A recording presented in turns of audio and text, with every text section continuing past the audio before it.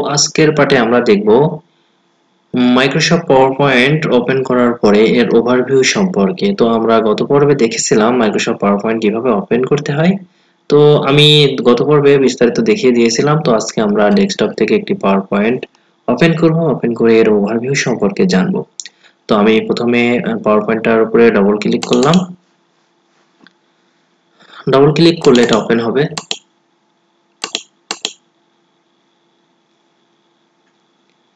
Open হওয়ার পরে যেটি করতে হবে সেটি হচ্ছে আমরা মাউস দিয়ে যদি এই ক্লিক টু অ্যাড ফার্স্ট স্লাইডের উপর যদি আমরা এখানে ক্লিক করি তাহলে একটা স্লাইড ওপেন হবে। তো ওপেন হওয়ার পরে আমার এই ফাইলটিকে এইরকম দেখা যাবে, যেরকম আমরা দেখতে পারতেছি। তো এই ফাইলটার উপরে আমরা এখানে উপর দিয়ে যে বক্স যে ইয়েটা দেখতে পারতেছি, বারটা, এটাকে বলা হয় হচ্ছে আপনার টাইটেল বার অথবা নেম বার। নেম বারের কাজ হচ্ছে আমার যে ফাইলটা কি নামে আমি সেভ করেছি অথবা কি নামে ফাইলটি খুলেছি সেই নামটা এখানে দেখাবে। দেখেন এখানে দেখাচ্ছে আমি লিখেছিলাম test file dot PPTX. PPTX power point text অথবা পাওয়ার পয়েন্টের একটি short name, Microsoft power point. আচ্ছা, এরপরে যেটি আছে সেটা হচ্ছে এই বারটার নাম আছে কুইক অ্যাক্সেস টুলবার।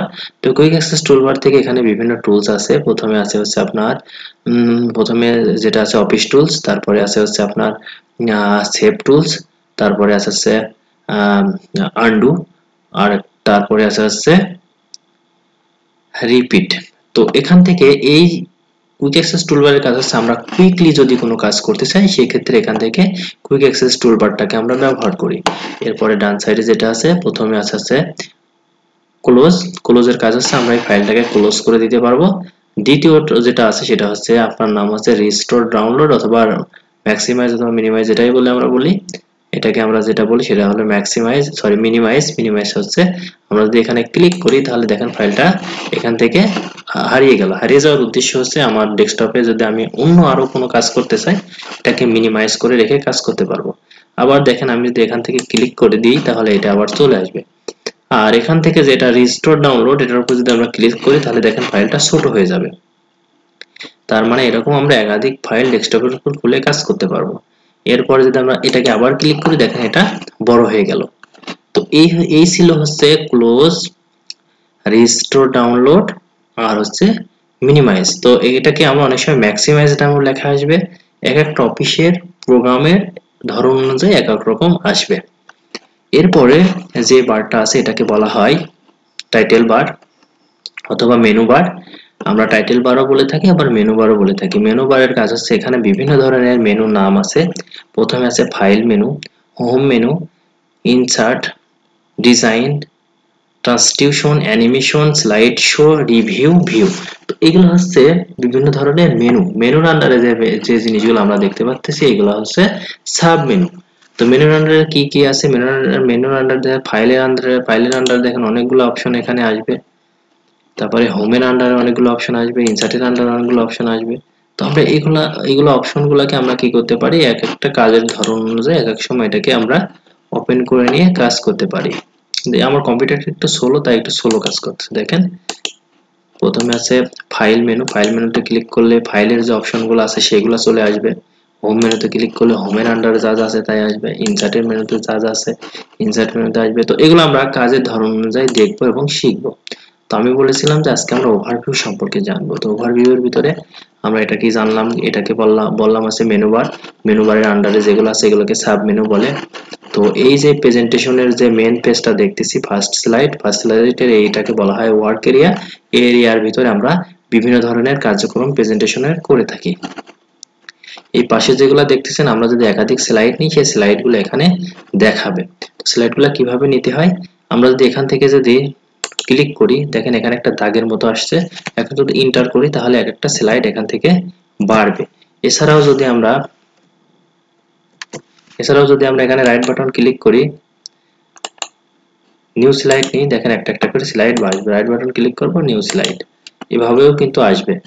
এছাড়াও যদি আমরা আরো বিভিন্ন ধরনের অপশন আছে, এখান থেকে যদি আমরা ইনসার্টে যাই, ইনসার্টে গিয়ে এখান থেকে যদি হোম থেকে যদি নিউ স্লাইডে ক্লিক করি তাহলে দেখেন নিউ স্লাইডে ক্লিক করলে একাধিক স্লাইড চলে আসবে। তো স্লাইড নিয়ে আসার জন্য বিভিন্ন ধরনের অপশন আছে। আমরা যখন এই টুলস সম্পর্কে জানবো তখন দেখব যে কোন টুলসের কোন কাজ এবং কোন টুলস দিয়ে কোন কোন অপশনগুলো নিয়ে আসা যায়। তারপরে নিচে যেটি আছে এটা দেখেন এখানে স্লাইড 1 অফ 1, তার মানে আমার একটা স্লাইড আছে সেজন্য এখানে দেখা আছে স্লাইড 1 অফ 1। আমরা যদি এখান থেকে নিউ স্লাইড দ্বিতীয় স্লাইড নিই তাহলে দেখেন স্লাইড 2 অফ 2, অথবা 1 এ ক্লিক করলে 1 অফ 2, তার মানে একটা দুইটা স্লাইড আছে। তারপরে আছে কি অফিস থিম। অফিস থিমের যে থিমটি আমরা দেখতে পারতেছি এখানে ব্যাকগ্রাউন্ড, এটা হচ্ছে অফিস থিম। তারপরে আমরা এখানে যে টাইপ করব সেটা হচ্ছে ইংলিশ ইউএস ইংলিশে আমরা টাইপ করব, সেই জিনিসটা এখানে শো করতেছে। তারপরে নিচে ডান সাইডে দেখেন এখানে আমাদের কি আছে, দেখেন এখানে জুম ইন আউট আছে। জুম ইন আউটের কাজ হচ্ছে আমার এই যে স্লাইডটি আছে এই স্লাইডটাকে আমরা এখান থেকে জুম ইন আউট করতে পারবো। আমরা বেসিক্যালি কাজ করে থাকি কিসে, 100 এ। তো আমরা 100 এ যদি আমরা এখানে ক্লিক করি তাহলে 100 এ ক্লিক করে রাখলে পরে আমাদের এই পেজটাকে সুন্দরভাবে আমরা কাজ করতে পারবো অথবা দেখতে পারবো, অথবা আমাদের দেখার সুবিধার্থে আমরা আমাদের মতো করে পেজটাকে জুম ইন আউট করে নেব। এরপরে যেটা আছে সেটা হচ্ছে স্লাইড শো। স্লাইড শোর কাজ হচ্ছে আমরা যখন প্রেজেন্টেশনে কাজ করব স্লাইড শো দিয়ে দেখে নিব আসলে পেজটা কিরকম দেখা যাচ্ছে। আমরা যখন টুলস নিয়ে কাজ করব অথবা প্রেজেন্টেশনের ভিতর কোনো ডকুমেন্টস ইনপুট করব ওই সময় আমরা স্লাইড শো দিয়ে দেখব। তো আমি আপনাদেরকে ওভারভিউটা দেখাই দিচ্ছি যাতে পরবর্তী কাজ করার সময় আমাদের সহজ হয়। এরপরে যেটা আছে রিডিং ভিউ। রিডিং ভিউটা হচ্ছে আমরা কতগুলা পেজ ওপেন করলাম এবং কতগুলা পেজ আসবে, এই ভিউটা কি ধরনের হবে, কি ধরনের আমরা স্লাইডগুলো ওপেন করে আমরা দেখব। দেখেন এখানে ক্লিক করলে আমার রিডিং ভিউটাকে দেখাবে। একটু স্লো কাজ করতেছে। এক কথায় আমার পেজটা কোন ধরনের ভিউতে আমার সামনে প্রদর্শন হবে সেটাকেই বলা হয় রিডিং ভিউ।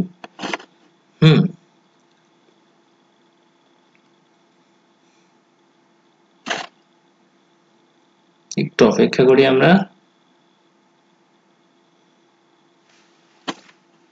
আচ্ছা, তো রিডিং ভিউটা দেখেন এখানে দেখাচ্ছে আমার এইভাবে রিডিং ভিউটা আসবে।